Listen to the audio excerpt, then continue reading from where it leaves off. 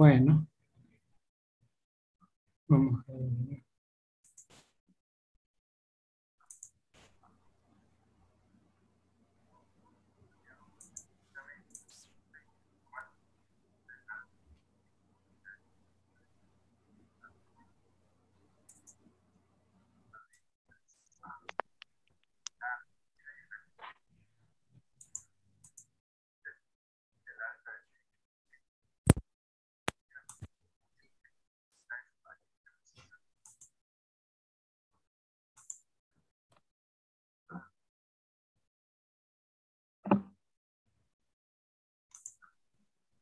Hola, profe. Disculpe, ¿usted Oh, ya tenía aula virtual? sí, estamos ya dentro de la plataforma de la facultad. Ah, bien, bien. Entonces Sí, sería en el UNJU virtual. sí. ¿Tiene alguna clave de matriculación o así nomás ingresa? Así nomás. Gracias, profe.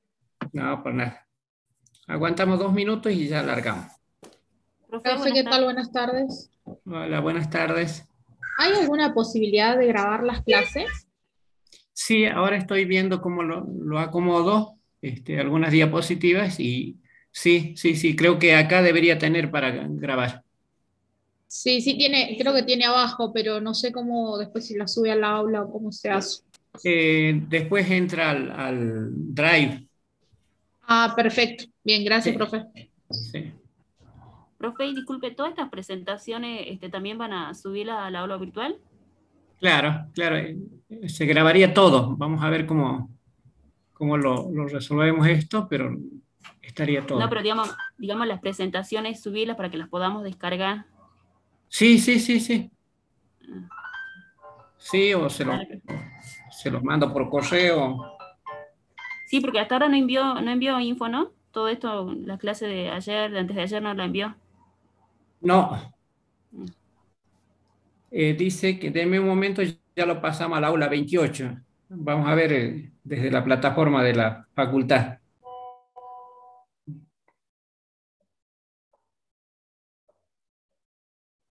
Bueno, nos van a ir cambiando los días, pero bueno, lo importante es que ya tenemos por qué días vamos a trabajar.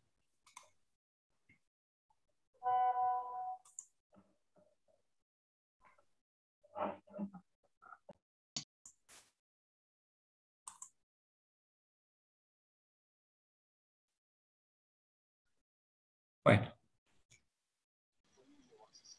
largamos a ver cuántos somos. Ya vamos a llegar. Somos 90. A ver si. Buenas. Hola, profe. Hola. Sí, tenemos aula virtual, al fin.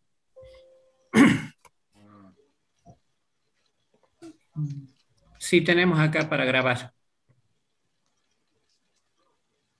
Después vamos a Profe, ver cómo lo cómo lo, pasamos a Google Drive y ya lo subo todo. profe, ¿cómo lo encuentro en el aula virtual la materia? Eh, sería como un Hub virtual y luego aula 28 debería estar hoy. Pero fíjense, en un Hub virtual entran, después van a la materia, en la materia les da el ingreso.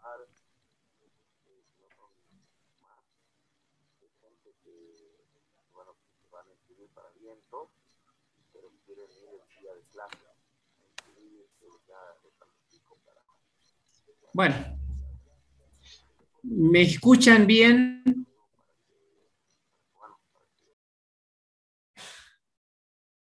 Sí, profe.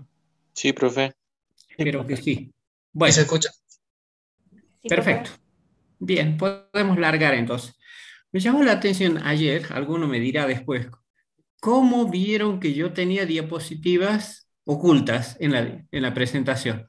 Alguno de informática me va a saber informar porque me dice, vi una diapositiva de diagnóstico y que no me quedó tan claro y fueron varias consultas, creo que son 16 consultas relativas a la clase de ayer o de anteayer. Bueno, me parece muy interesante eso, aunque me lleve tiempo después preparar la respuesta, les fui respondiendo, pero es muy interesante que todos puedan tener el ánimo y la valentía de consultar. Entonces, eso me permite que incluso a las clases vuelva un poquito hacia atrás y les explique lo que quedaba aún en dudas. Entonces, en esa situación, yo hoy arranco la clase desde el tema de los efectos. Bueno, vamos a grabar entonces.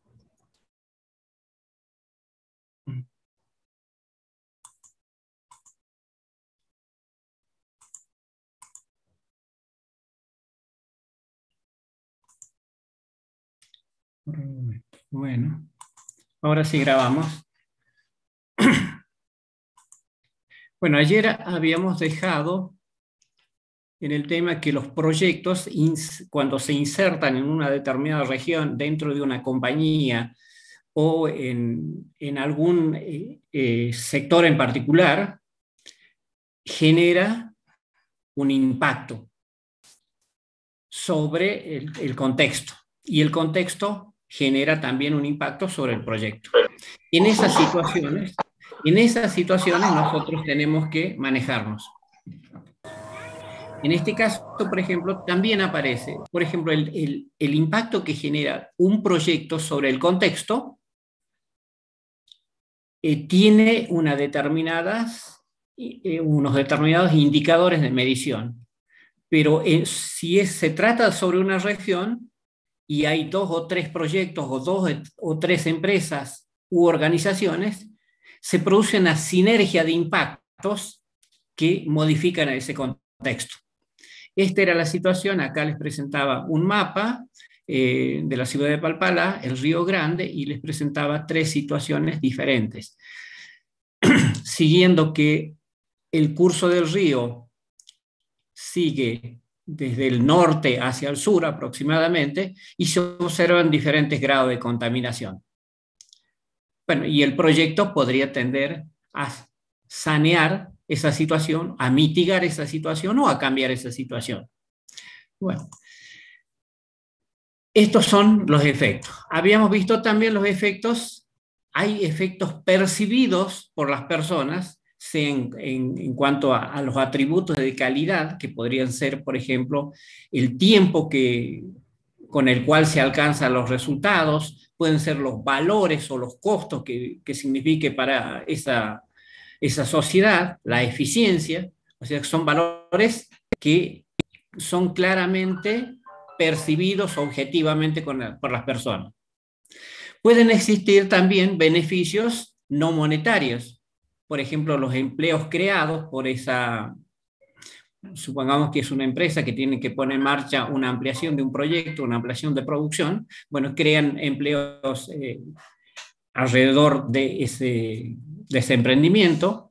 También se produce un derrame económico, o sea que por el hecho de que ese proyecto sea el de ampliación, genere nuevos puestos de trabajo, esos nuevos empleos demandan mayor consumo de otros rubros, entonces se produce un derrame económico.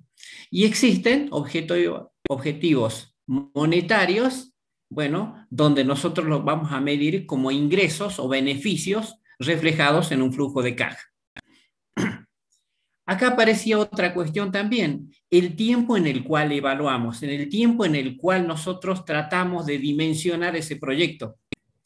Ese tiempo que normalmente lo llamamos horizonte de evaluación de ese proyecto, va a ser una determinada cantidad de tiempo, que si está bien hecho, no tendría que tener mayores diferencias en los resultados, se trate a largo plazo o a corto plazo. Pero normalmente se producen, por ejemplo, una discrepancia entre el tiempo de evaluación o el tiempo del proyecto y los efectos que se producen.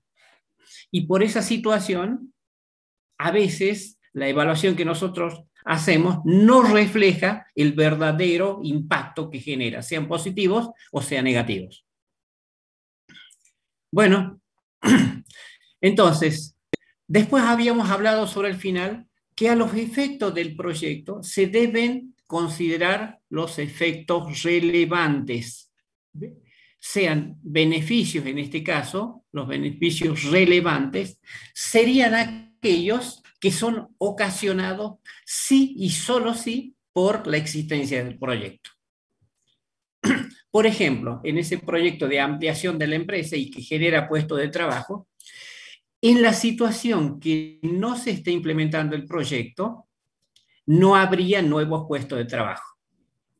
Supongamos que la planta esté funcionando con 200 empleados, pero la ampliación le demanda de 50 empleados más, pues bien, los beneficios relevantes para ese proyecto de ampliación de la producción de planta son 50 empleados nuevos.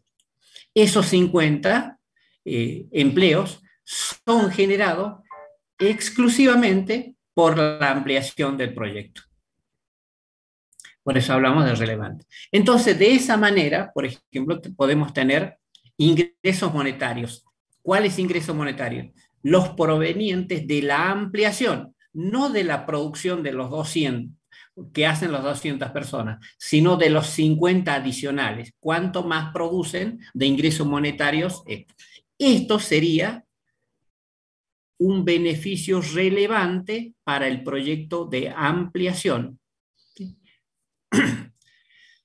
Repito, lo de ampliación. Ahorro de costos. Puede ser que también haya proyectos que generen ahorro de costos. A ver, un momento, por favor. Hola.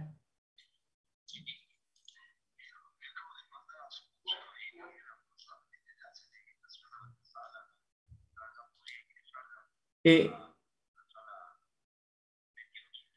bien, ¿es distinta a la que estamos trabajando actualmente?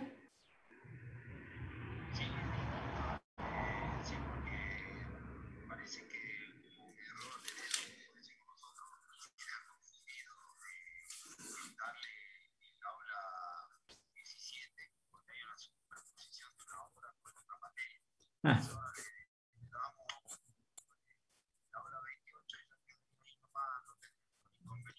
Bueno, denme 5 minutos y me hago el cambio de aula.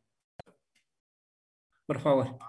Listo, en 5 minutos nos trasladamos todos. Listo. Muchas gracias. Muchas gracias. Bueno, justamente tenemos un cambio de aula. Tenemos que pasar a la sala 28. Voy a ver cuál es el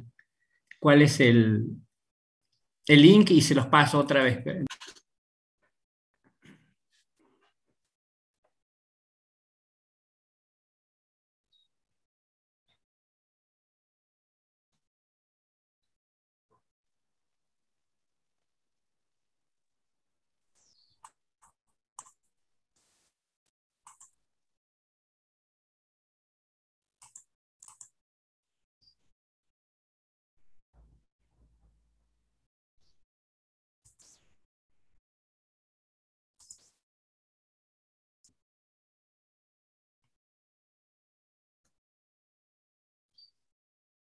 De acuerdo.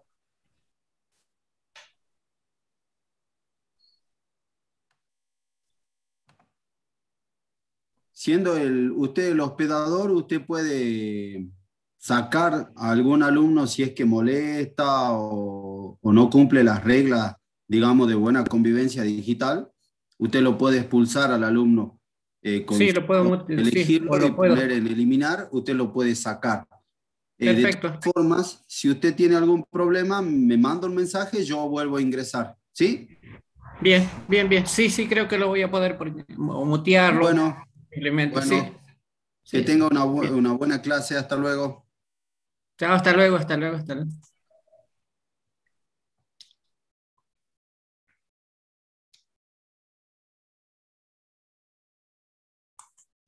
Ajá. Bien. Listo.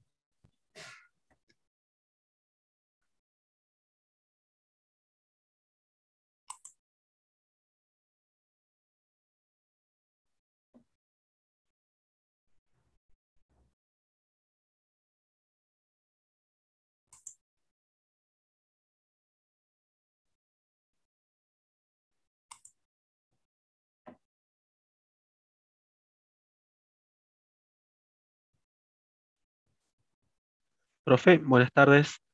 Hola, buenas tardes. Eh, yo busqué el aula virtual en el UJU virtual de formulación y no la encuentro, pero Y bueno, encontré ahora, una en el campus, encontré una. No sé si usted puede pasar el link del aula virtual al grupo de WhatsApp. sí le pasé. Ah, yo no lo vi, ahora lo busco de nuevo. Ajá. Gracias. Sí, El sí. link del aula, profe, disculpe, el aula no de esta aula de la clase, sino el aula que usted compartió de UNJU virtual. Ah, bien, ahí no lo tengo todavía y como me están cambiando el aula, así que no les puedo pasar eso todavía. Simplemente con esta dirección lo vamos a tener que manejar. Ah, bien, bien. Ya. Después ya les paso los horarios que nos han asignado y entonces nos va a ser más fácil. O sea, ¿Sí? vamos a cambiar el horario de clase, profe. No, el horario no, el aula. Ah, ok. Sí, diferentes días corresponde a diferente aula. Bueno, ya estamos, yo creo que estamos. Bien, entonces estábamos hablando de los beneficios, ahí lo tienen ustedes, ¿no?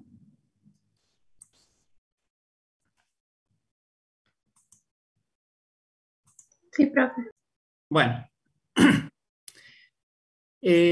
también los efectos de los proyectos los podíamos dividir en efectos directos, efectos indirectos y externalidades.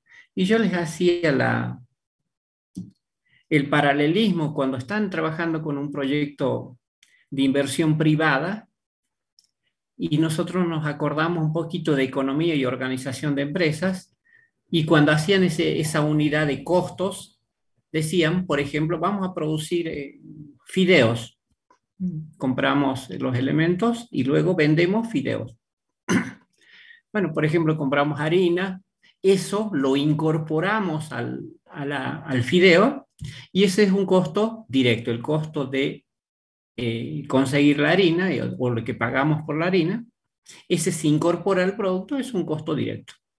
Profe, perdón. Luego, por ejemplo, pero además de fideos, producimos otro tipo de... Profe, sí, disculpe que lo moleste, que lo interrumpa. ¿Podría grabar la clase? Porque ah, no se está bien, grabando. ah, bien. Gracias, profe. Bien. Gracias a ustedes por hacerme acordar. Bueno, ahora sí.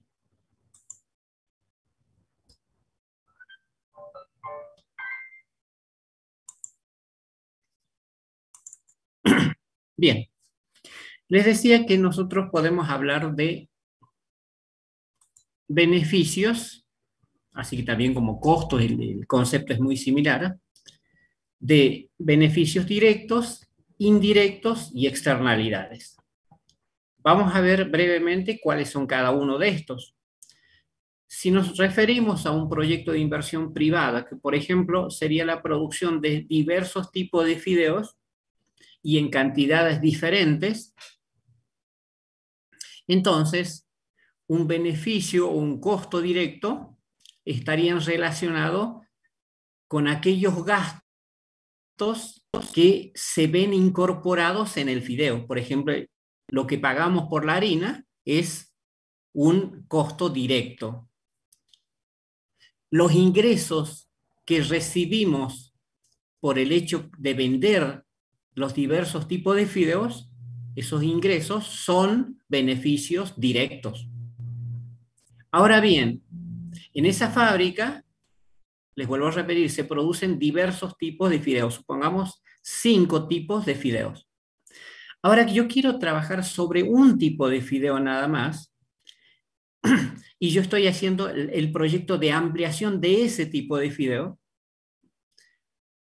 pero, por ejemplo, tengo un costo, un gasto concerniente a la vigilancia de la fábrica, en la cual se producen 5 tipos de fideo. Pero yo estoy analizando solamente el proyecto de ampliación de producción de un solo fideo. Pues bien, la parte proporcional de gasto o de salida de dinero que se produce por el hecho de contratar la supervisión, ese es un costo indirecto. Pues bien, hasta ahí yo tengo contabilizados los directos, los indirectos, y luego me quedan las externalidades, que son beneficios o costos generados por el proyecto, pero que no han sido contabilizados todavía. ¿Esto qué significa? Por el hecho de colocar la fábrica de fideos, se han generado puestos de trabajo, o sea, empleos. Está bien que se ha contabilizado el pago de la mano de obra entre un costo directo, pero no se ha contabilizado el hecho de que al generar un empleo se produce un aumento del bienestar de la población. ¿Cuál población? La que conforma esa sociedad en la cual está inserto ese individuo que luego trabaja en la fábrica de fideos. Pero también existen otros beneficios, que en este caso sería negativo, lo que lleva a la contaminación por el hecho de existir una fábrica. Ese efecto se llama externalidades. Vuelvo a repetir, por el hecho de que no ha sido todavía contabilizado dentro de los costos y beneficios directos, ni los beneficios y costos indirectos. Entonces, esto se llaman las externalidades y pueden ser positivas y negativas. En el caso, por ejemplo, de la contaminación, alguien se tiene que hacer cargo. ¿Quién se hace cargo de ese efecto que ya salió del ámbito del dominio de la empresa? Esa contaminación se hace cargo el Estado. ¿Y cómo se hace cargo? ¿Y de qué manera? Bueno, necesita recursos para poder hacerse cargo de ese efecto, en este caso negativo. Como necesita recursos y el Estado no genera recursos, sino que simplemente transfiere o distribuye, entonces recurre mediante la creación de un impuesto a recaudar a partir de las ganancias de las empresas. Y con eso hace frente a ese efecto de la contaminación. O sea, de esa manera mitiga, remedia, elimina las externalidades. Entonces, ¿qué me deja esto? Si yo lo miro como país, yo contabilizaré los costos directos, los indirectos y las externalidades, porque yo tengo dominio sobre esos tres tipos de costos y beneficios, directos, indirectos y las externalidades. En tanto que si yo miro a la empresa productora de fideos, solamente me interesa los costos y beneficios directos e indirectos. Bien, vamos a seguir más adelante y ya iremos puliendo todo esto y iremos mejorando nuestra contabilidad de los recursos que asignamos al proyecto. Bueno, referido a las preguntas que quedaron todavía en dudas, entonces vamos a ver.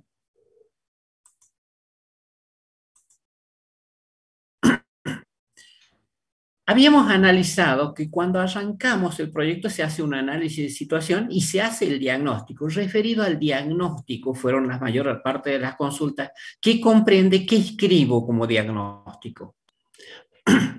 Bueno, cuando ustedes hacen el análisis de situación actual de la empresa o del sector de la empresa o de la población a la cual está afectando el proyecto o lo que nosotros será nuestra población beneficiaria. Entonces, el diagnóstico que comprende recoger toda la información existente sobre esa población, la recopilación, luego la sistematización y luego el análisis de la información. ¿Para qué? Sobre todo tomando en cuenta las connotaciones negativas que puede ocurrir, para explicar las causas por las cuales ocurre, también las consecuencias y la tendencia. Esto es lo que debe estar escrito para tener un panorama del diagnóstico. O sea, no es solo el ver los elementos, las variables que configuran la situación actual, tratar de encontrar la explicación por qué ocurren, la tendencia y las consecuencias que va a ocurrir. Esto sería lo que ustedes tienen que escribir en el diagnóstico. Bueno, para resaltar aún más, ¿cuáles serían las funciones del diagnóstico? La primera función que tienen que llevar a cabo cuando escriben relativo al diagnóstico es la función descriptiva, o sea, ¿qué está ocurriendo ahora? Mediante indicadores, les decía, objetivos o subjetivos, ustedes encontrarán la forma de describir la situación actual. Luego, mediante eso, tendrán que encontrar una función explicativa y finalmente una función prospectiva. ¿Qué quiero decir? Primera descripción, luego tratar de interpretar qué es lo que me está diciendo esos indicadores, ese relevamiento de información, y finalmente qué es lo que va a ocurrir hacia adelante. Bueno, les desgloso un poco acá qué es lo que pasa. En la función descriptiva, ¿cuál es la situación? La primera pregunta y la principal pregunta está en torno de responder a cuál es la situación no deseada. ¿Se acuerdan que yo les decía que un proyecto trata de solucionar una necesidad, un problema o apunta a una oportunidad? Bien, si se trata de una necesidad o un problema, ese problema existe porque alguien lo percibe y se preocupa por resolverlo. Si existe algo malo, pero no existe una población que lo percibe, que se ve preocupada por esto y se involucra con esto, pues bien, eso no es un problema. Por ejemplo, me duele un poco la cabeza y en esa situación, pero no voy al médico, el proyecto es ir al médico. Claro, existe un inconveniente por el hecho que me duele la cabeza, pero no es lo suficientemente grande como para que me involucre en el proyecto de ir al médico. Entonces, ¿pero qué puede ocurrir? Alguien se preocupa, me dice, estás en mala situación porque te duele la cabeza, pero es un observador externo. No, el proyecto se basa en una población beneficiaria, pero además involucrada, porque esta población involucrada es la que finalmente va a hacer sostenible el proyecto, porque si no se va a caer.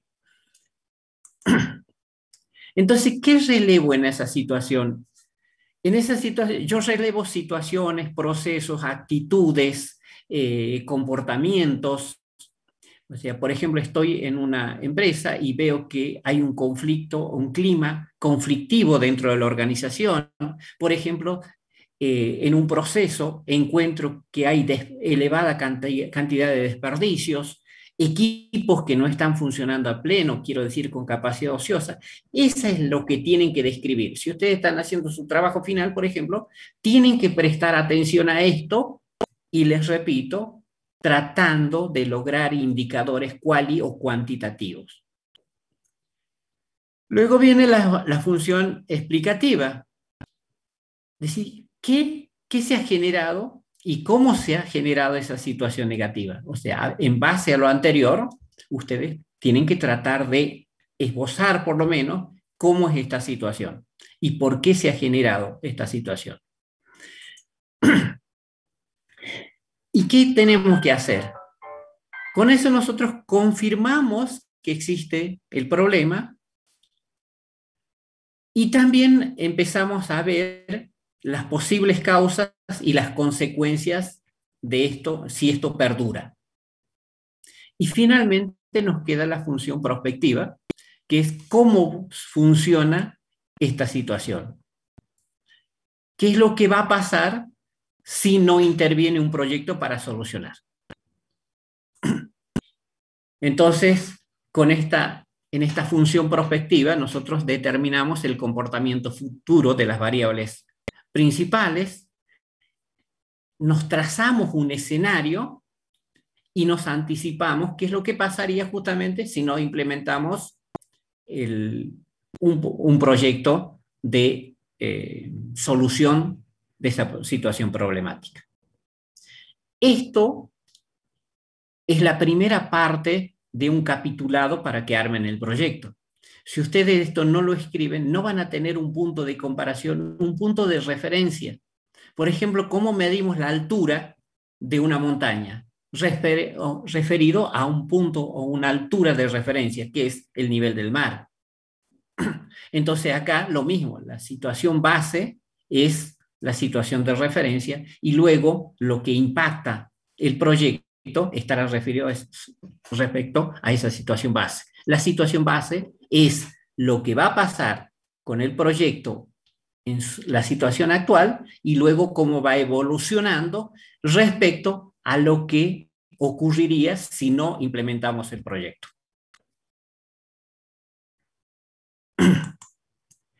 Vuelvo sobre este esquemita que ayer les había presentado para que interpreten mejor.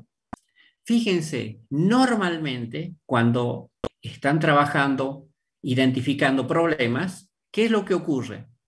Que alguien, por ejemplo, esto me parecía fantástico, esto me lo relató mi hijo, y me dice, ¿cómo se presentan los síntomas? Los síntomas, fiebre alta, dolor de cabeza, tos seca, dolor de garganta. Entonces, estos son los síntomas. Son los elementos salientes de un iceberg que flota sobre la superficie y que nosotros lo vemos, lo palpamos, lo sentimos o nos relatan. Pero detrás de eso está la verdadera causa. Y la causa podría ser la gripe o unas infecciones basadas en bacterias. Luego hacemos el pronóstico, el diagnóstico. Podría ser una gripe leve, una gripe severa, puede ser una neumonía, puede ser una sinusitis. Entonces ese es el diagnóstico. Esto es lo que hace ya una vez que ustedes analizan los elementos que han relevado y que han podido analizar. Y luego tienen, ¿cómo controlo esta situación? ¿Qué serían estos? Los diferentes proyectos que yo voy a implementar para solucionar esa situación problemática. Entonces yo tengo diversas situaciones, depende de los datos, de los relevamientos, y en algunos casos voy a necesitar, por ejemplo, si aparece un síntoma y tengo dudas cuál puede ser la causa, mandaré a que me hagan posteriores análisis de mayor profundidad. Entonces, para lograr implementar cuál es el proyecto que va a solucionar esa situación. Profe, Sí. no figura que está grabando. A ver, vamos a ver. Ah, no figura. Grabar en esta computadora. Bien. Perdón. Ahora sí lo puedes tener ahí. Ahora sí, profe. Bien, gracias. Muchas gracias por acotarlo eso.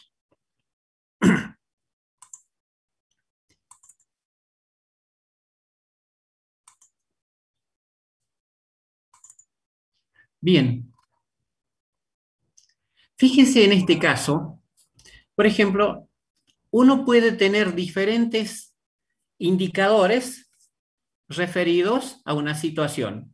En este caso, fiebre, tos, fatiga, dolor de cabeza, dolor de garganta, dolor general, congestión, pérdida de olfato, todo este tema. Pueden aparecer todo esto.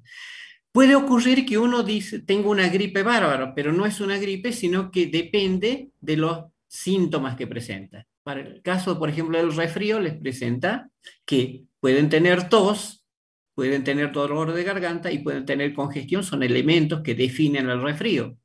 Pero uno lo llamó gripe, pero la gripe es otra cosa.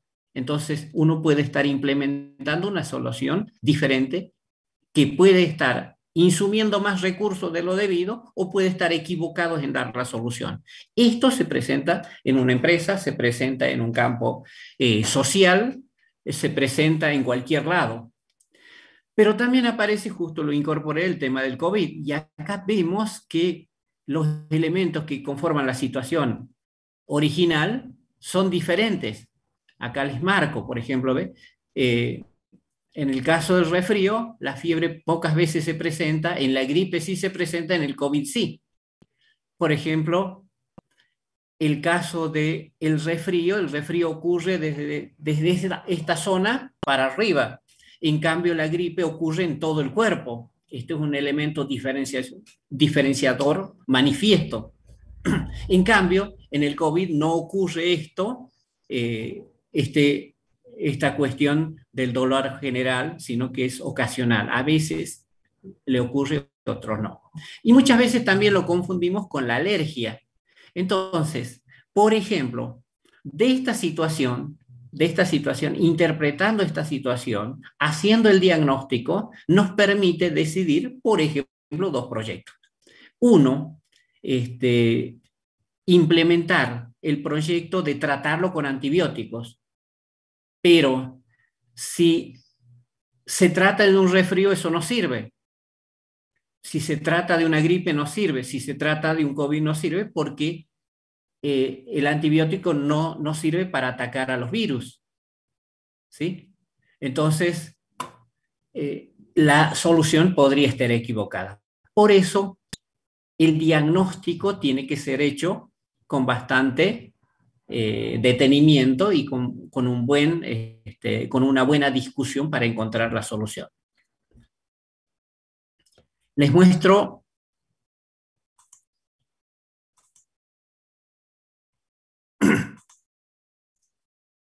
acá.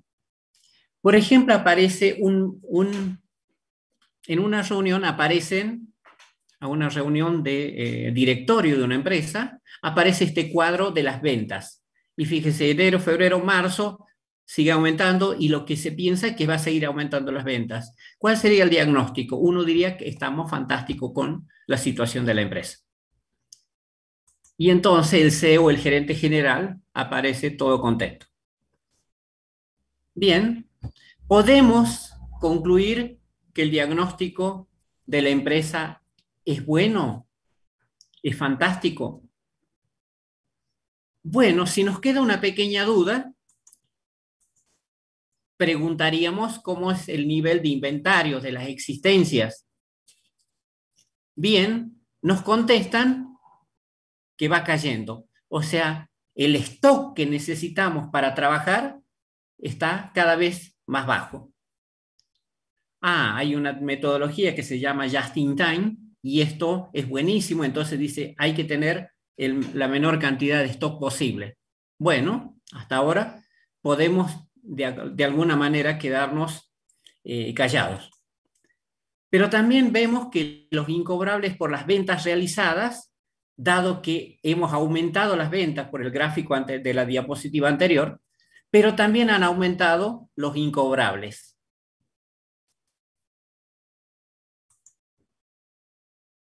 El número de clientes permanentes que van hacia la empresa, que son de la empresa, ha disminuido.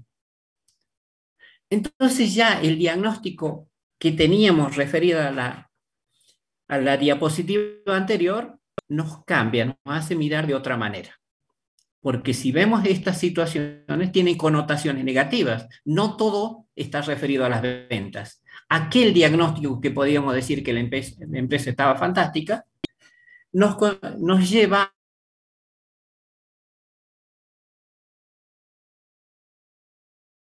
averiguando por qué pasa. ¿Por qué la existencia de inventarios ha ido cayendo? Porque hemos tenido tardanza en el pago a los proveedores principales. O sea que cada vez fuimos pagando, digamos, por partes o retrayendo nuestros pagos, y son elementos estratégicos para nuestra empresa. Por lo tanto, no es bueno que tardemos tanto en pagarlos. si es estratégico, es el principal. En cuanto a las ventas, el cobro de las ventas a crédito fue cayendo. O sea, cada vez cobramos menos las ventas a crédito. El tiempo de entrega de los productos a los clientes ha sido cada vez más grande. O sea, hemos tardado, nuestro retardo para entregar a los clientes ha sido cada vez más grande.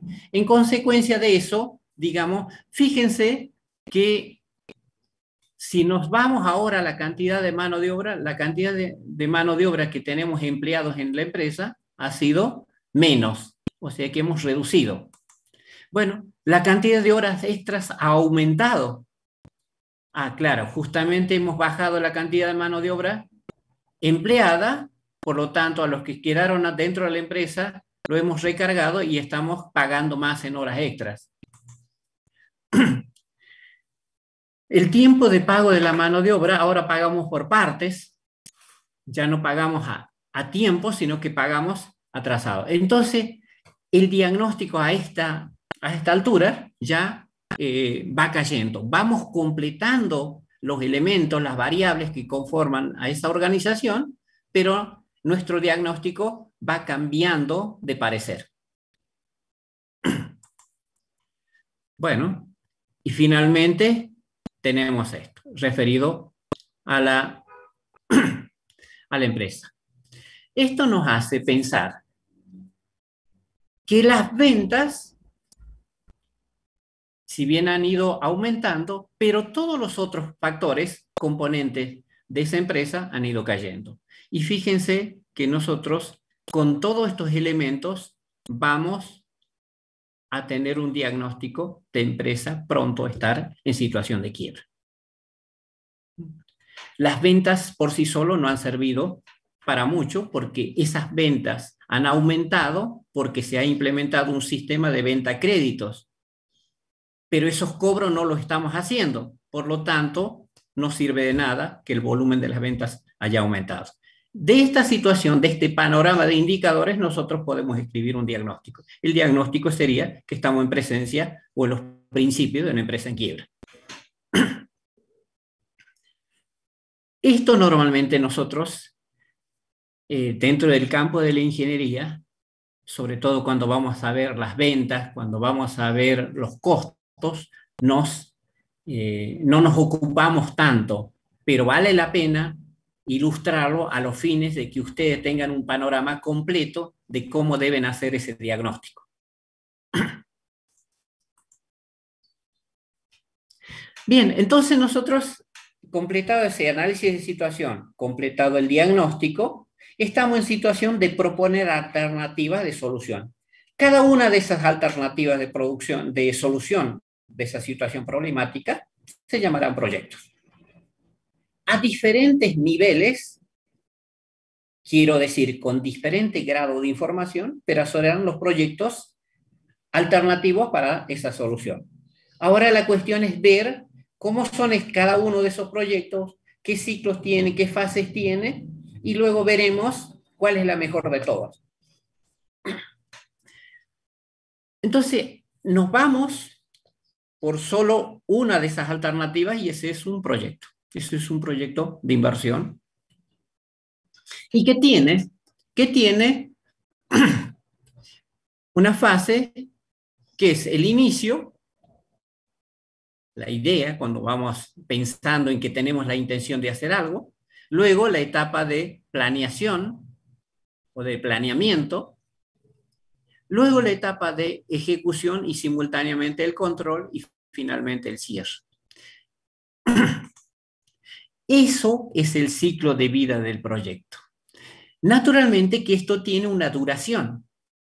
Y si nos referimos a la empresa anterior, este proyecto, ¿se acuerdan que decíamos que es un esfuerzo temporal? Pues bien, acá se ve que es un esfuerzo temporal y además se ve que es único. Su resultado es único. Y una empresa normalmente no puede vivir con un solo proyecto. Cuando este proyecto acabe su ciclo, pues, ¿qué es? ¿La empresa se va a liquidar? No. La empresa tiene que generar permanentemente nuevos proyectos para que la empresa continúe. O sea que un proyecto normalmente no debería coincidir con la vida de una empresa. La empresa debería generar permanentemente proyectos para que la vida de la empresa sea más larga que la de un solo proyecto.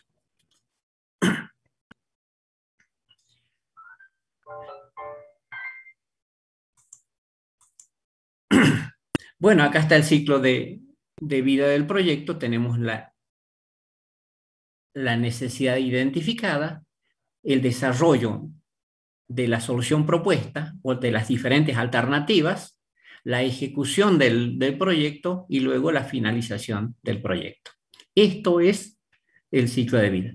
Ven ahora una cuestión. En este gráfico aparece el esfuerzo que debemos realizar. Cuando estamos al principio en la identificación de la necesidad, el esfuerzo sea representado por el insumo de recursos o traducido en efectos monetarios, es menos. Luego, desarrollar la propuesta y la realización de la propuesta del proyecto, ahí sí es donde requiere de muchos esfuerzos y finalmente en la finalización ya prácticamente va decayendo. Bien, ¿por qué mostramos este gráfico? Porque muchas veces uno tiene que estar pensando que distrae recursos para colocarlos al proyecto y quedan fijos en el proyecto. De tal manera que no podemos pensar que ese esfuerzo lo podemos usar a su vez para otras situaciones. Lo que está volcado al proyecto ya queda fijo, ya no lo podemos sacar. Por eso hablamos de que todos los recursos que vamos volcando se atienden al criterio del costo de oportunidad. Bueno, ¿qué era entonces el ciclo de vida del proyecto? Que era desde que se iniciaba hasta que se produce el cierre. Por supuesto que es una serie de fases que ocurren en un determinado tiempo. Luego, ¿qué tenemos? Lo que sería una fase. Entonces, un grupo de actividades insertos en un determinado tiempo, que tienen una secuencia lógica entre ellos y siempre tienen, cada fase tiene un entregable. Quiere decir que cuando culmina esa fase, hay algo que se entrega, hay algo con lo cual se puede verificar. De esta manera se define una fase. Y luego la fase, bueno, también tiene los atributos. Nombre, duración, requisitos, criterios de entrada, de salida, los documentos con los cuales se completa y que se entregan. Entonces, ya tenemos los ciclos de vida del proyecto y tenemos las fases. Ahora vamos a ir viendo las etapas. A ver, si tienen algunas dudas, para un poquito.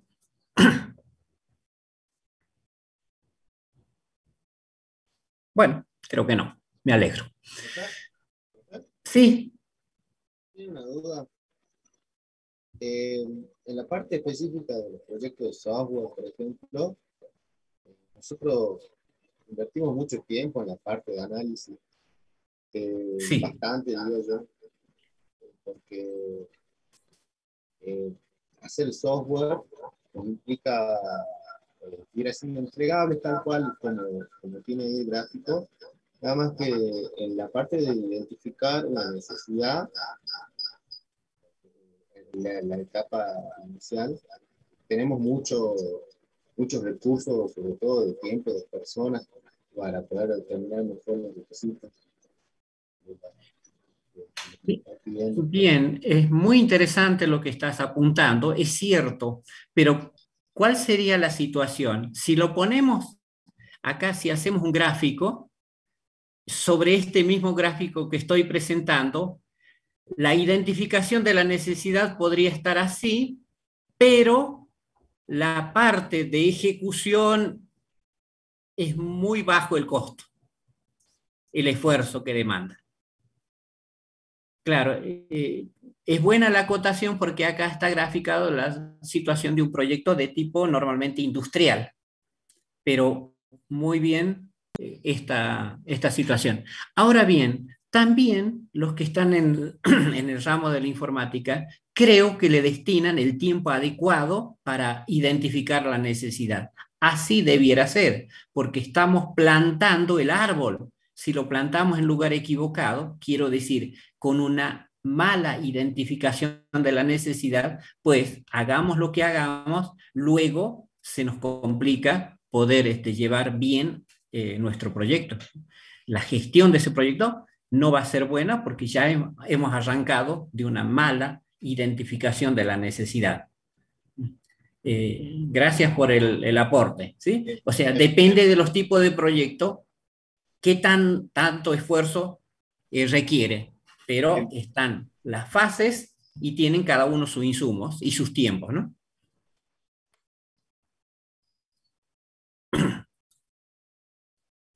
Bueno, ahora, cuando hablamos del proyecto, hay gente, a ver, el proyecto está hecho para satisfacer los requerimientos de alguien o de una persona, de una organización o de varios sujetos o varias personas, sean personas humanas o personas jurídicas. Entonces yo les decía que normalmente si hablamos de un proyecto de inversión privado, por ejemplo, alguien pone, por ejemplo, el factor dinero. Y ese alguien que pone el factor dinero para que se haga este proyecto, tiene diferentes grados de aversión al riesgo. Tiene diferente confianza o desconfianza en aportar sus recursos. Y para animarse a aportar esos recursos, tiene que haber una confiabilidad. ¿Y cómo damos confiabilidad? En este caso, por tener mayor información y hasta que pueda satisfacer las necesidades, o hasta que pueda convencer al inversionista.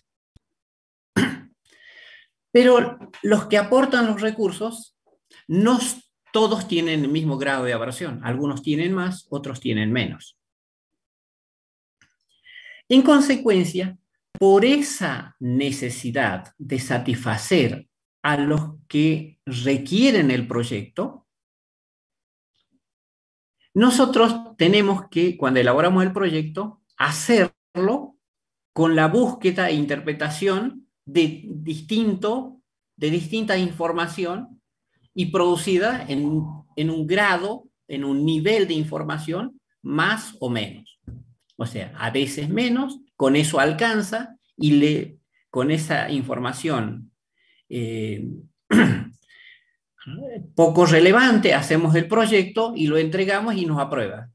Por otro lado, hacemos un proyecto con gran recolección de información, hacemos el proyecto mucho más gordo que el anterior y el otro nos rechaza. ¿Por qué? Por el grado de aversión o que tenga poca confianza en ese proyecto.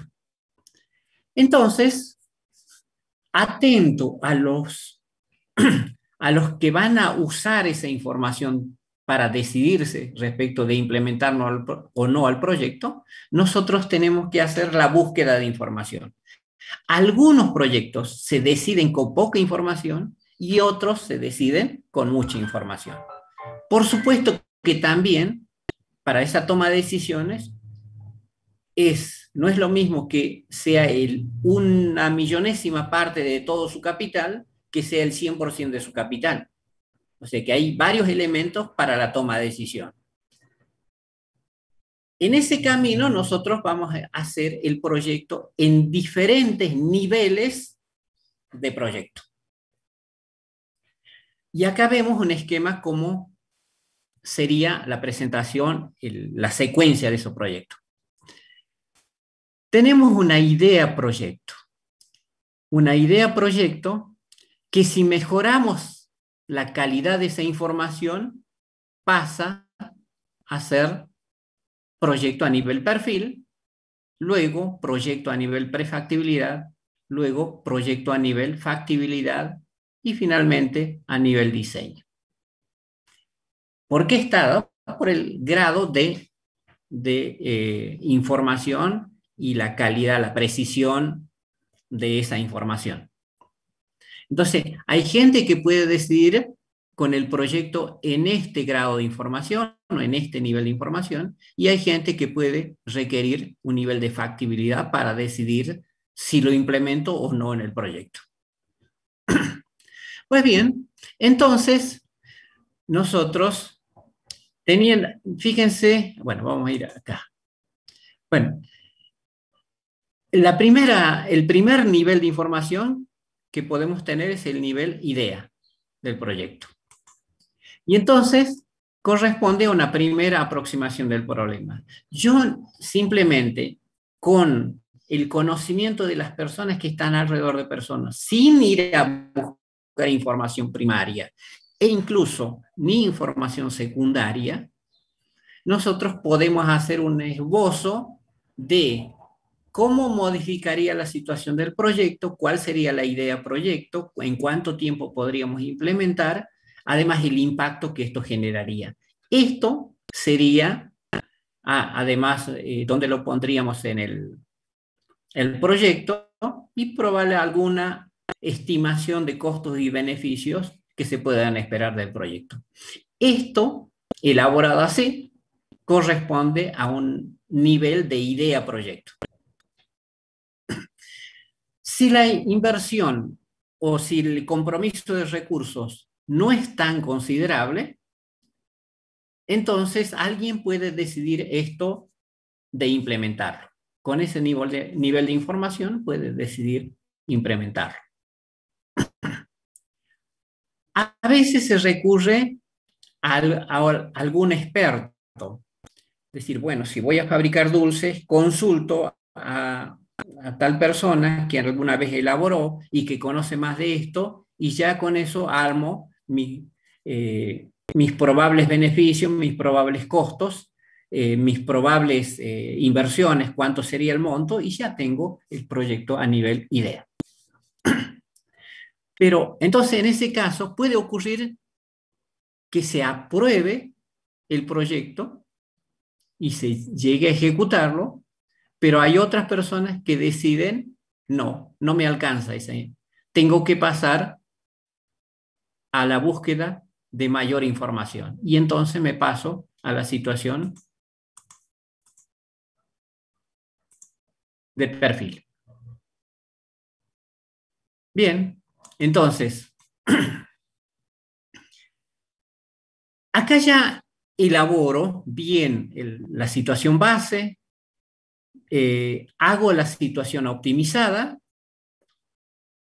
Sí, ya tenemos que tener el diagnóstico, tenemos que tener las posibles alternativas y para cada una de las alternativas los posibles costos y beneficios que pueda tener ese proyecto.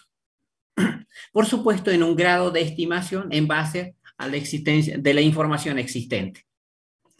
Normalmente, en esta etapa no estamos recurriendo ni a información secundaria ni a información primaria. En algunos casos puede existir a mano alguna información secundaria, pero no, hay ausencia de información primaria.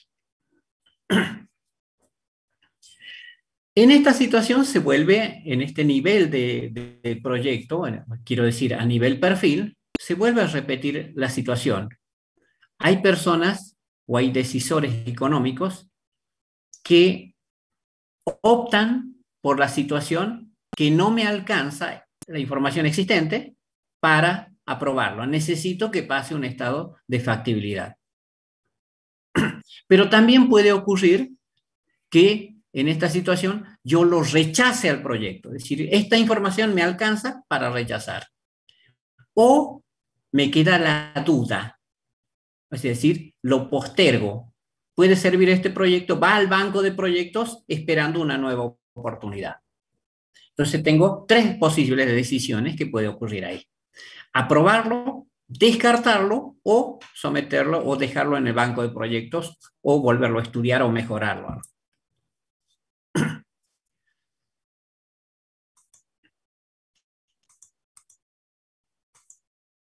Bueno, entonces, si me han pedido que mejore el nivel de la información, estoy en la situación de la etapa de prefactibilidad del proyecto.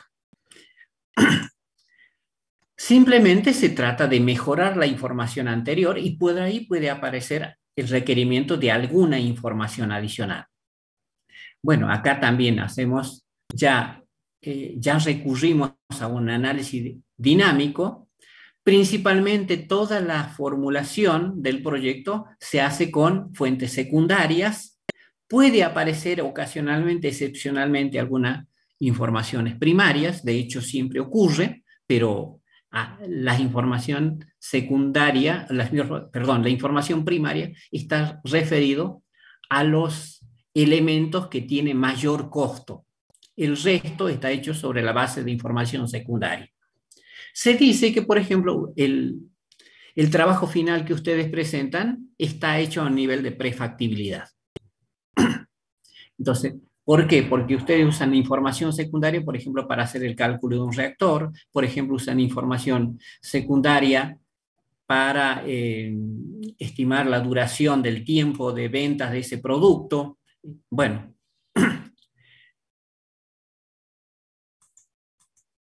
Y finalmente, tenemos la etapa de factibilidad.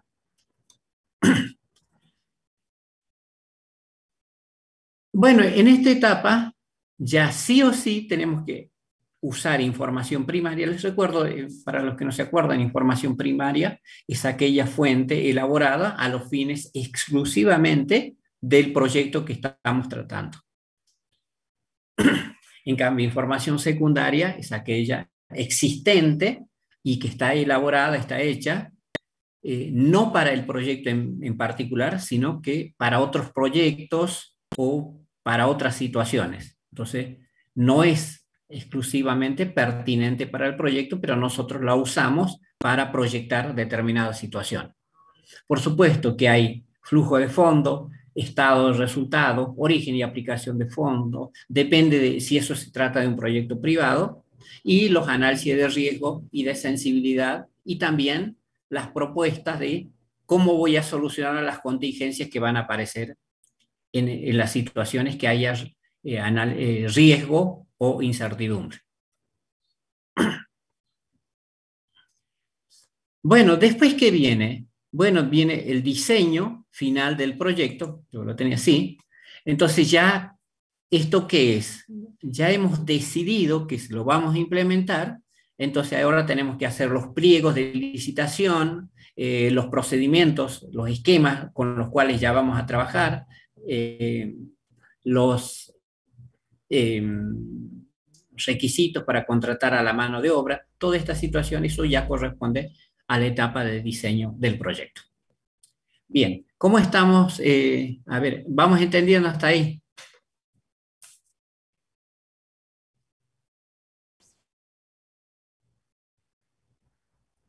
Sí, Entiendo profe. que...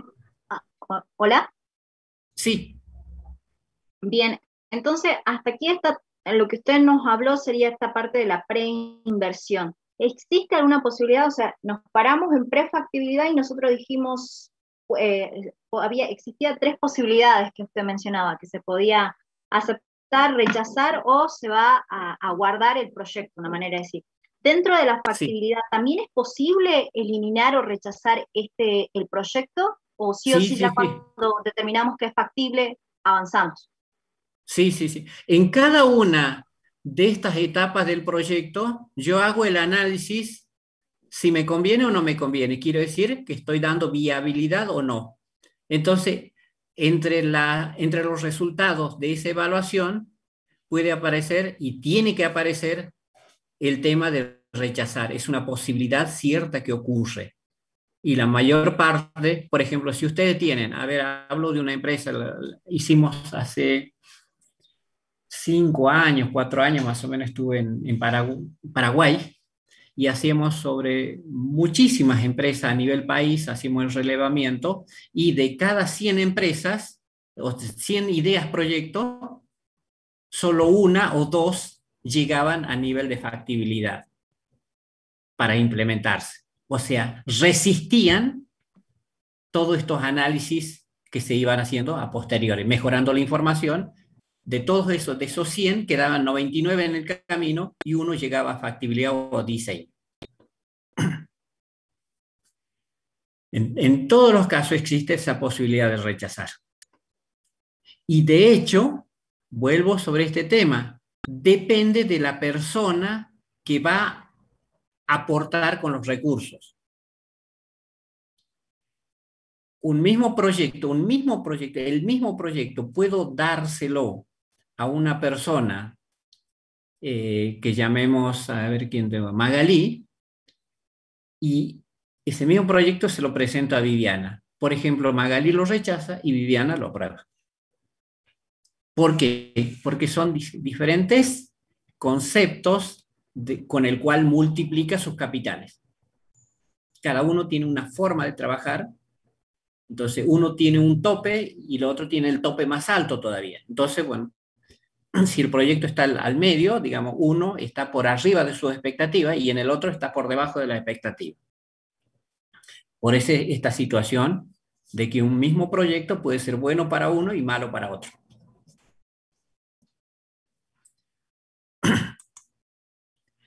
Ahora bien, acá les muestro en el gráfico de arriba el costos y el tiempo que insume cada una de esas etapas.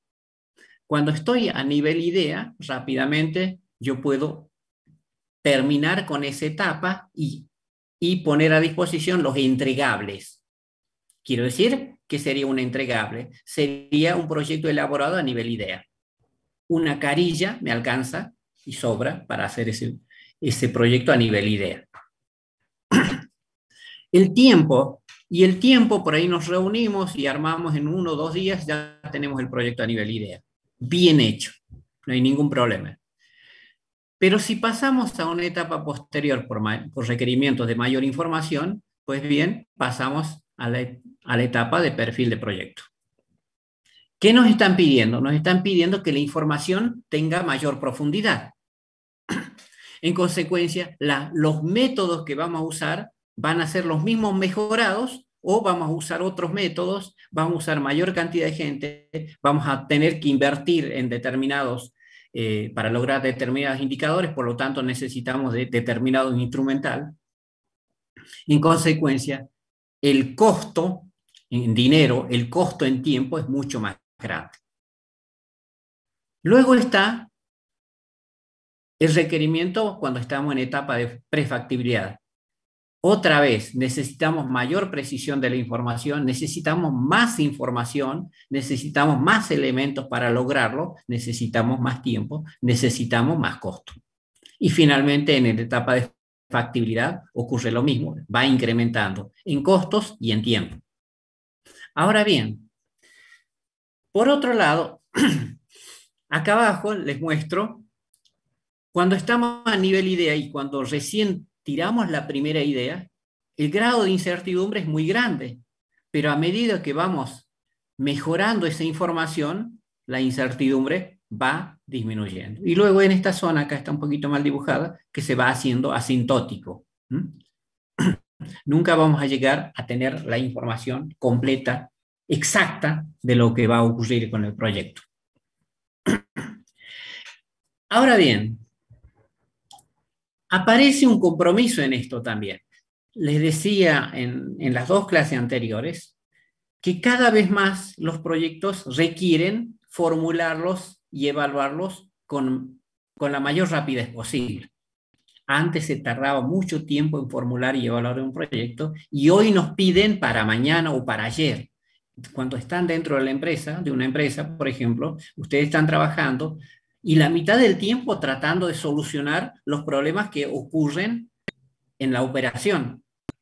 Pero la otra mitad de tiempo, si ustedes son responsables de su organización, están preocupados en generar proyectos para mejorar la situación. En consecuencia, quiero decir, todos tenemos que tener un banco de proyectos para sostener a la empresa. Entonces, como la cuestión de tiempo cada vez es un recurso más escaso y que vale más, no puedo, y depende del sector donde esté ubicado, no puedo pasarme 5 años averiguando información, por ejemplo, en un proyecto de implementar un software. Es una locura. ¿Por qué? Porque la oportunidad lo habré perdido por el exceso de búsqueda de información. En un proyecto de inversión minero, yo puedo estar 10 años haciendo el relevamiento de la información y no habré perdido la oportunidad porque es un recurso único, localizado en un lugar único y normalmente tiene poca variación el precio del mineral. Entonces depende de cada sector, pero cuidado, hay un compromiso. Si yo gasto demasiados recursos en mejorar el nivel del proyecto, por otro lado puedo estar perdiendo la oportunidad de colocarlo en el mercado ese producto. Bien, ¿se entiende hasta ahí? Sí, sí. Bueno, no es cuestión de enamorarse de hacer un proyecto con la mayor precisión posible, pero por otro lado estoy perdiendo oportunidades en el mercado. O estoy perdiendo, por ejemplo, si se trata de un reemplazo de una máquina, estoy cargándome con los costos mientras hago el estudio. Entonces es un compromiso. Van incrementando los costos por un lado, por otro lado la oportunidad del negocio y cuando llegue el punto de cruce, debo largar sí o sí el proyecto.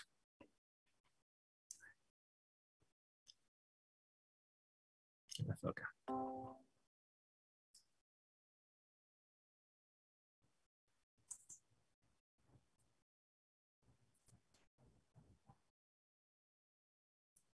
Ajá, vamos.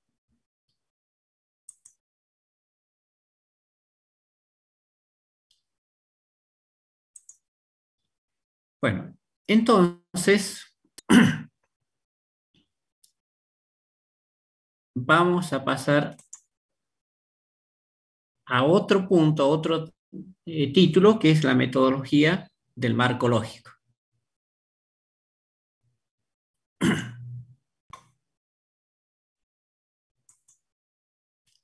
A ver. El audio lo perdí. Sí, se lo escucha, profe. Se le Bien. escucha, no se ve la pantalla. Bueno, ahí estamos. Antes de que empecemos el otro tema, o sea, los temas que estuve explicando hace poco, lo que estoy explicando ahora, ya todo el tema de información que maneja la empresa. Sí. ¿Podría decir más o menos de qué libro sacó? Porque como que me se está cortando mucho. Bueno, claro, ¿cuál es el equilibrio entre la búsqueda de información y cuándo ponerlo y el tiempo de ponerlo en marcha? Depende del inversor. Les decía, por ejemplo, el caso de los proyectos informáticos, que los productos informáticos, por ejemplo, en la vida, por razones de obsolescencia de tecnología o porque el sector cambia muy continuamente, muy rápidamente, yo no puedo hacer ni siquiera un año de estudio. Lo tengo que resolver en semana, en una semana, 2 semanas. Ese estudio de la formulación, esa formulación y evaluación del proyecto tiene que estar en semanas, no ni siquiera en un mes. Otra cosa que influye sobre esto, si nosotros estamos trabajando sobre un producto nuevo, producto único, apenas sale ese producto, ya me lo copian.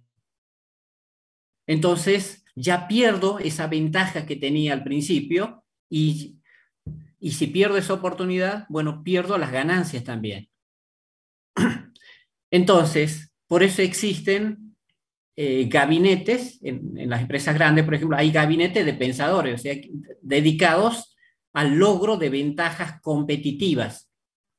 Quiero decir, es un gabinete de investigación y desarrollo que cuando me copiaron mi producto ya salió el próximo.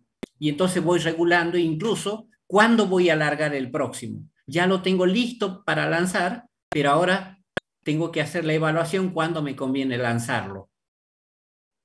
Siempre estar un paso adelante. Siempre estar un paso adelante. Vuelvo sobre esta cuestión muy interesante que es, tengo que estar pensando permanentemente en ideas, proyectos. Esta es una ventaja competitiva. Y las empresas no subsisten normalmente por un proyecto, sino que son uno, después de ahí se elaboran dos, después tres y así sucesivamente, y uno es consciente de que el ciclo del proyecto se va acabando, el proyecto A se va acabando y ya tendré que poner el B y el C en marcha, y sé cuándo se acaban, y sé además, por formulación y evaluación de proyectos, por cuánto vale, en qué momento lo puedo vender. Esto forma parte de la materia. O sea, cada bien que tiene, uno puede detectar cuánto vale y en qué momento conviene venderlo y por qué venderlo. Cuánto de ganancia o cuánto de pérdida me genera venderlo en determinado momento. Bien, una herramienta que me permite sistematizar, ordenar la formulación y la evaluación del proyecto es la metodología de marco lógico.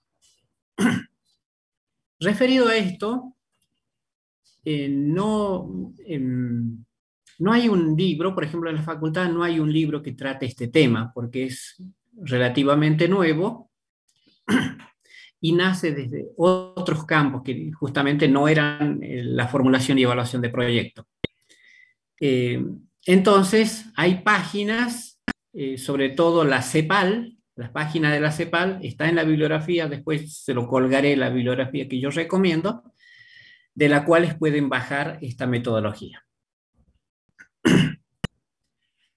Les vuelvo a repetir, les sirve para ordenarse cómo va a ser la formulación y la evaluación del proyecto. Luego, de cada una de esas fases, ustedes escribirán aparte, un capitulado separado.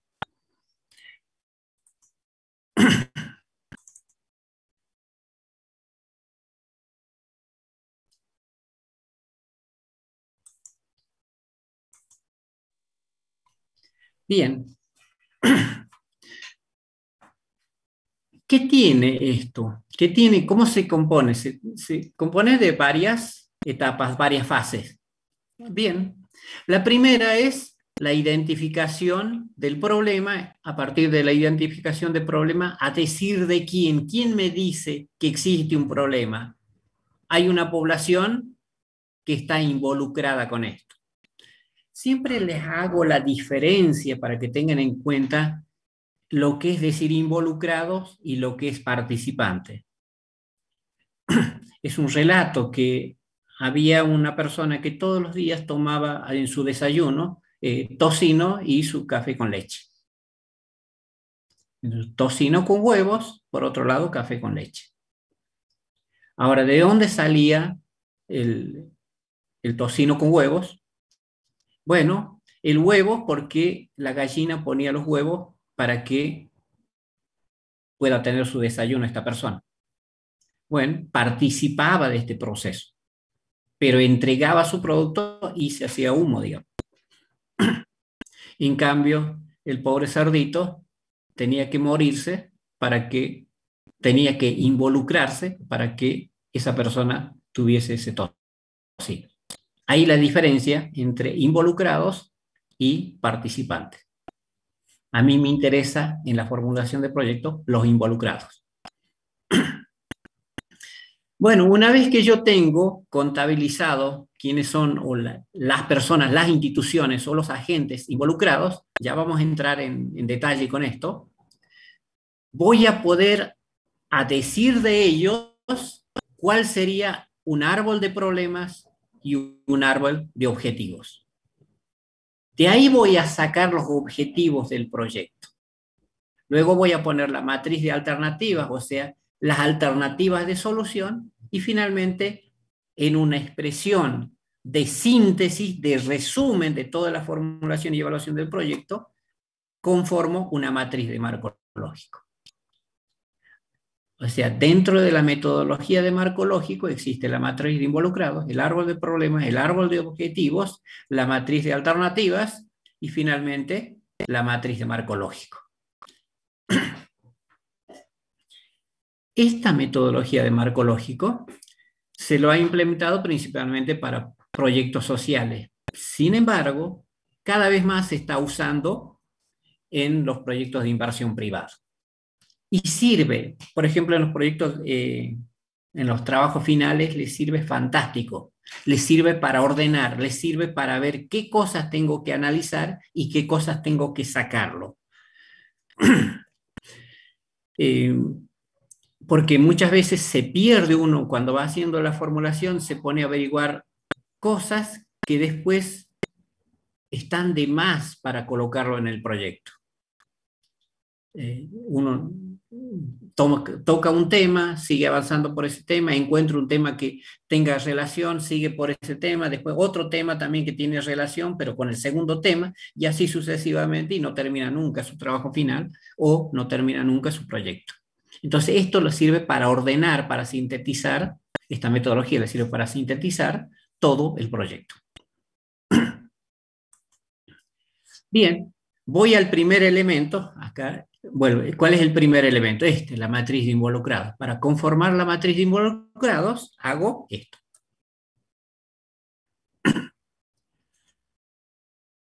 Los actores, por ejemplo, podría ser, si lo voy a hacer en dos situaciones.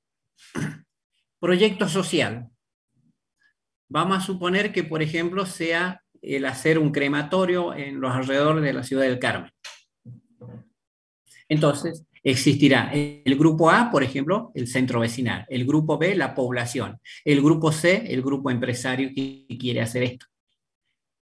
Claramente son involucrados, claramente se ven afectados, positiva o negativamente. Entonces, para conformar esa matriz de involucrados, tengo que poner ¿qué son? Son actores sociales, son actores públicos. ¿Quiénes son? Ahí voy a describir centro vecinal o la intendencia, el grupo empresario. ¿Cómo son? ¿Son numerosos? ¿Son pequeños? ¿Cómo son? Luego, para ese grupo, para esos grupos, ¿qué problemas representa el proyecto? ¿Qué necesidades tienen? ¿Qué debilidades tienen? Entonces, esto en relación al proyecto. Para cada uno de los grupos. Entonces pongo qué son, quiénes son, cómo son, y a su vez, para cada uno de estos grupos, grupo A, B o C, cuáles son los problemas, las necesidades y las debilidades. Luego, en relación al proyecto, ¿qué expectativas tienen? ¿Qué intereses tienen? Vuelvo a repetir, en relación al proyecto. ¿Qué es lo que esperan? ¿Qué intereses tienen? Los intereses pueden ser negativos y positivos. Las expectativas pueden ser positivas o negativas.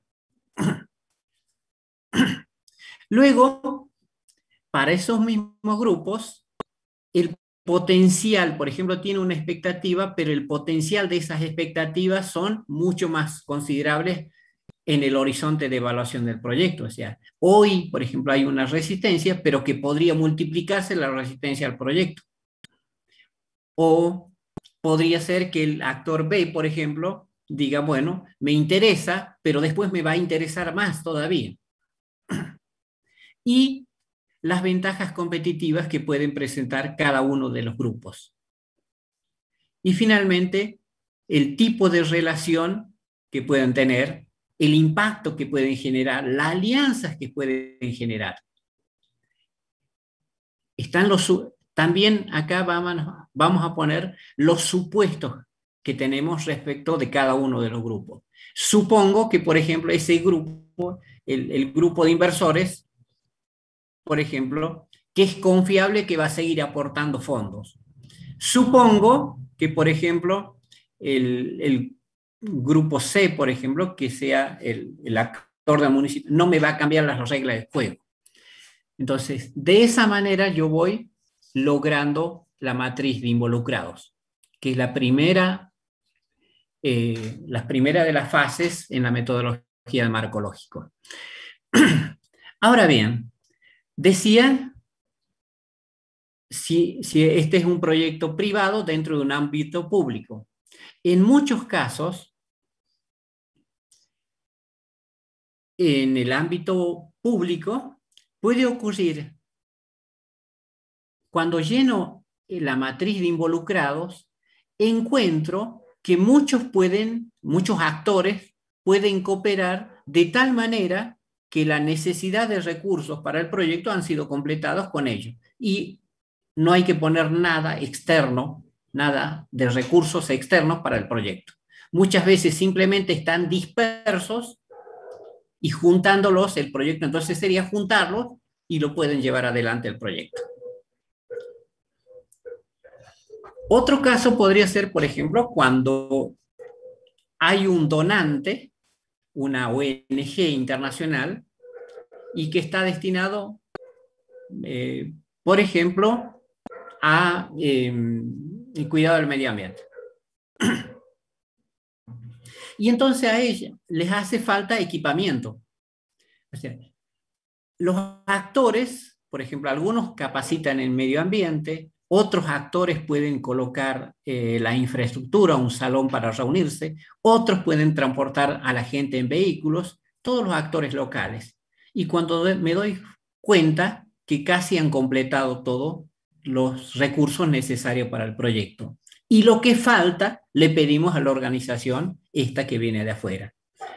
Y esto suena diferente, porque si los recursos totales son 100 y 80 hemos logrado a partir de los involucrados en esa región, solamente 20 le vamos a pedir a la fuente externa.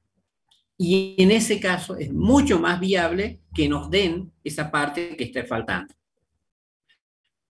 Puede ocurrir que el mismo proyecto esté mal formulado, mal escrito, y no se haga la matriz de involucrados y no se haga el relevamiento de recursos que pueden aportar. Por lo tanto, salimos a pedirle a esa ONG el 100% de los recursos.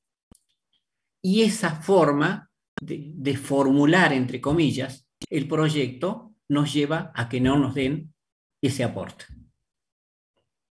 A ver cómo estamos con los tiempos, 45. Bien, ¿cómo se entiende ahí?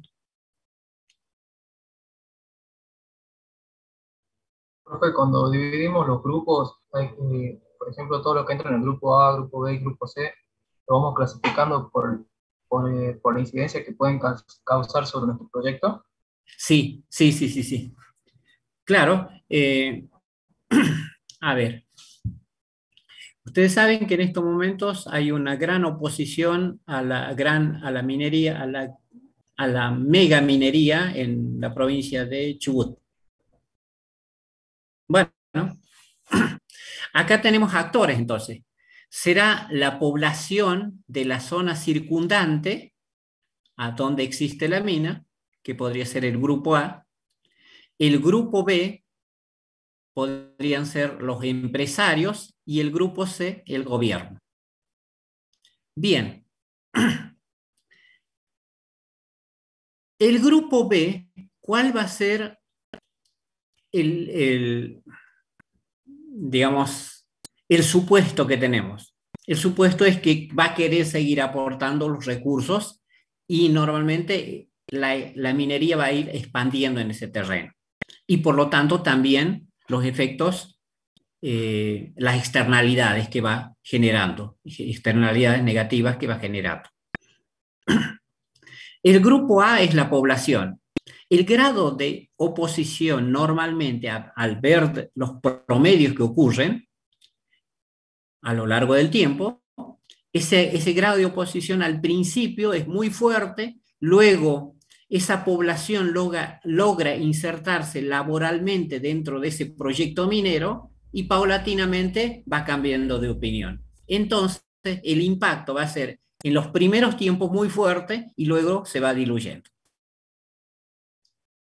Y el gobierno que en un principio aparecía como favorecedor totalmente de la cuestión minera, luego va a ir disminuyendo ese aporte, va a dejar que los actores entre sí vayan negociando y finalmente estimo que va a remitirse, su apoyo, su acción se va a remitir al dictado de normas y a la verificación del cumplimiento. O sea que va a ir bajando su incidencia. Entonces, estos son los supuestos con los cuales trabajo. Esto es lo que debería ir acá en la última columna, este análisis. Y que de alguna manera está relacionado con el diagnóstico. Y volviendo atrás, esto, por ejemplo, la matriz de involucrados y la descripción del problema, ¿qué era? Era el análisis de situación y el diagnóstico de la situación actual. O sea que esta es una herramienta que simplemente sirve de resumen para mostrar cómo sería el proyecto. El proyecto que tiene, y tiene una primera parte que es el análisis de situación, el diagnóstico. Bueno, en esta metodología también se ve reflejado. Nada más que esta herramienta me lo permite resumir más corto. Me lo pone en un esquema. Criticable, sí, es criticable porque es un esquema demasiado rígido, pero luego me permite ordenar de una manera fantástica. Todos los proyectos de desarrollo, o casi todos, proyectos sociales, los proyectos que tengan que ver con financiamiento social a nivel internacional, exigen el uso de esta metodología.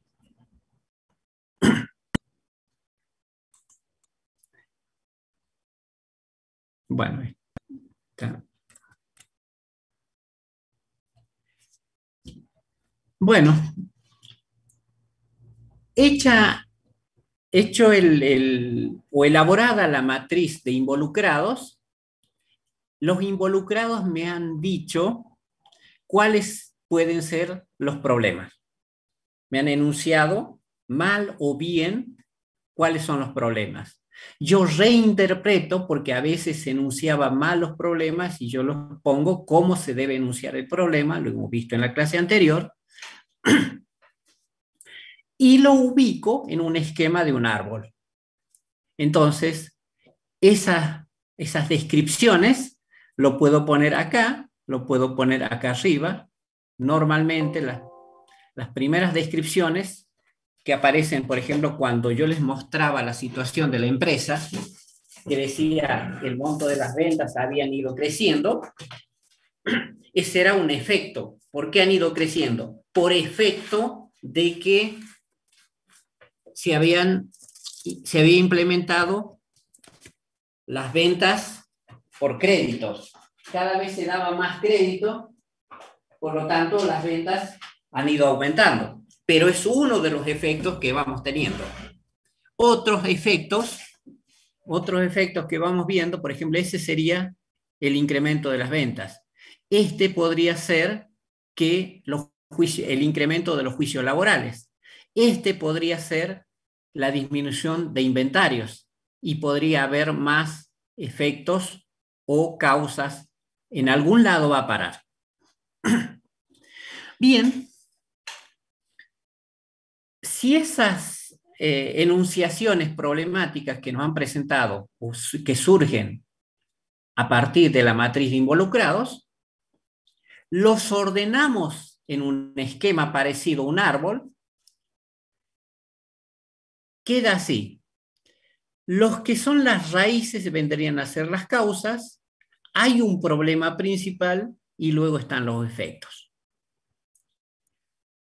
Lo racional para tomar una decisión debiera ser el siguiente orden. Solucionar las causas para que los efectos desaparezcan. Evidentemente, acá yo estoy aceptando que todos los problemas que van ocurriendo son a causa de. Entonces, la idea es que la solución venga a través de eliminar o mitigar o disminuir las causas que producen esos problemas. Es incorrecto que yo trate proyectos que disminuyan los efectos. Está mal planteado el problema. Por ejemplo, a ver, situaciones que puedan... Hace un tiempo también dictando planificación estratégica para los mandos superiores de la policía, gendarmería o personal carcelario, les preguntaba sobre los proyectos que podían ellos pensar. Y aparecían con frecuencia el aumento para mejorar la seguridad ciudadana. Y entonces decían mayor cantidad de penas o acentuar las penas. Aparecía implementar mayor cantidad de controles, o sea, más agentes circulando en las calles, aumentar el número de cárceles, pero esos son efectos. Esos son los efectos. ¿El problema cuál es? El problema es la educación. Si todos están convenientemente educados, pues no hay delincuencia, se enferman menos, reducen los costos, no tengo necesidad de tener policías. Entonces, ven cómo a veces se malinterpreta cuáles son las causas y cuáles son las soluciones. Normalmente, lo que a decir de los usuarios o los que trabajan en el sector o los que ven el problema o los que se quejan, me dicen los efectos, pero está en el profesional indagar, investigar para llegar a las verdaderas causas. Y entre las causas y los efectos existe una conexión a través del problema principal. Entonces, ¿qué quiere decir? Si yo soluciono el problema principal a través de atender a las causas, pues bien estaré solucionando todos los efectos.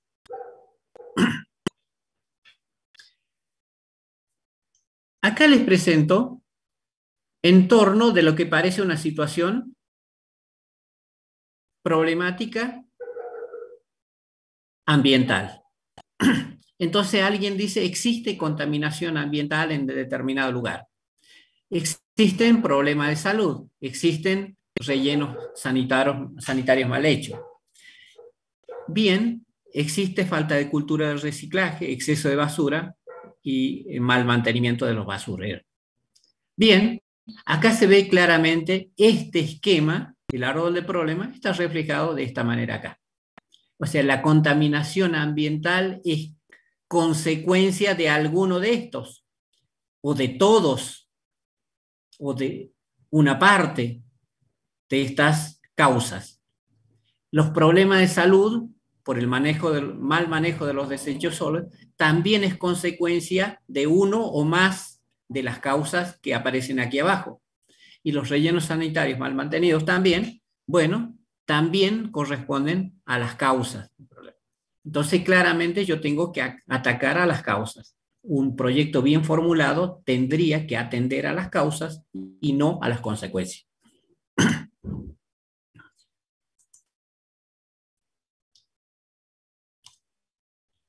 Bueno, y aquí ya vamos a dejar. Fíjense, ahora está puesto en consideración el árbol de problemas. Se llama un árbol de problemas. Ese árbol, que lo han visto en la diapositiva anterior, acá lo veo, pero ya lo veo sin el esquema, la figura del árbol por detrás. Y yo tengo las causas directas, las que están más próximas al problema central. Fíjense, este caso es, la calidad de la enseñanza-aprendizaje es baja. ¿Por qué? ¿Por qué es baja? Porque el ambiente no es adecuado, porque los docentes utilizan metodologías de enseñanza inadecuadas, porque los materiales educativos son inadecuados. Consecuencia, la calidad de la enseñanza-aprendizaje es baja. Bien, estos que están muy próximos al problema troncal son causas directas. Pero existen causas indirectas. O sea que, por ejemplo, docentes utilizan metodología de enseñanza inadecuada. ¿Por qué? Porque los contenidos de capacitación no son adecuados, porque los docentes reciben pocas capacitaciones, pueden ser los causantes. Entonces, estas dos causas indirectas contribuyen a formar o a hacer, en este caso en particular, la causa directa. Y a su vez, estas causas directas configuran que exista la problemática central, el tronco del árbol. Ahora, ¿qué pasa si mejoramos esto? ¿Qué pasa si solucionamos esto? Si hacemos que la calidad de la enseñanza-aprendizaje es alta. Pues bien, eso va a impactar sobre lo que actualmente son las consecuencias directas, aquellas consecuencias que están más próximas al problema central y sobre todo a las consecuencias indirectas. Estamos sobre la hora, así que ahí yo detendría. En la próxima clase voy a reanudar con esto también. No sé, esto lleva para largo, lleva siempre a interpretaciones incorrectas o no totalmente correctas. Así que es importante, porque de aquí van a salir los objetivos. Si pueden consultar con bibliografía de la CEPAL y todo este tema, hay mucha bibliografía, hay videos también. Bueno, quedamos acá y yo espero las consultas que tengan ahora.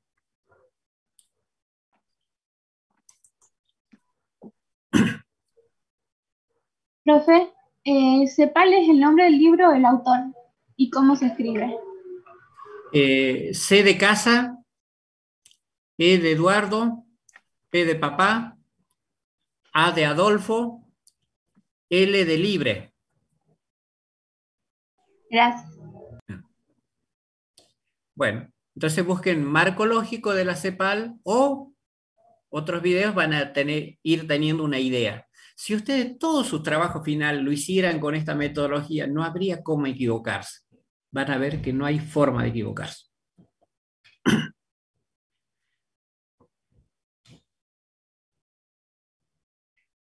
Bueno, me preguntan, ¿estaría grabando? Si no estoy entendiendo. Bueno, entonces nos vemos la semana que viene.